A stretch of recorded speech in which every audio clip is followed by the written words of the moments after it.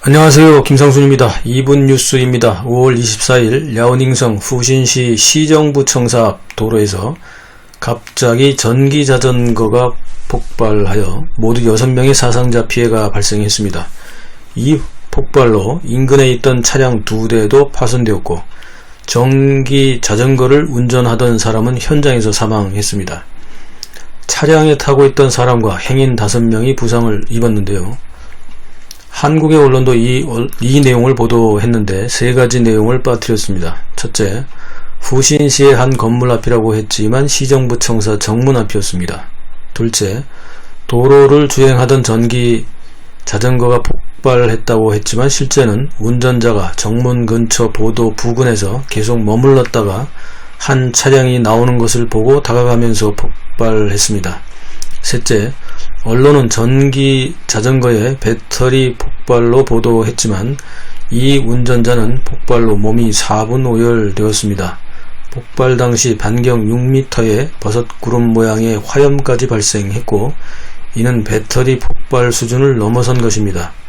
중국의 일부 언론과 네티즌들은 이번 사고가 최근 빈번하게 일어나고 있는 공산당 관료들에 대한 보복사건으로 추정하고 있습니다.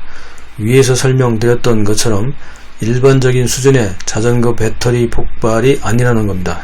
게다가 운전자의 4분 오열될 정도의 폭발이고 승용차 안에 타고 있던 사람들조차 부상을 입을 정도라면 온몸에 폭약을 장착하여 고의로 터뜨리지 않고는 불가능한 일이라는 겁니다. 현장을 목격한 사람들에 의하면 폭발 당시 반경 6m 정도의 폭발 연기가 발생했다고 합니다. 운전자가 4분 오열될 정도였고 이 정도 폭발 연기면 화약이 아니고서는 불가능하며 후신시 정부가 문책이 두려워 거짓 보도를 하고 있다는 의혹을 사고 있습니다. 랴오닝성에서는 2019년 3월 28일에도 선양시의 한 경찰서에서 폭발 사고가 났는데 한 남성이 경찰에 불만을 품고 사제폭탄을 경찰서 1층에서 터뜨렸고 해당 남성은 현장에서 즉사했던 사건이 다시 회자되고 있습니다.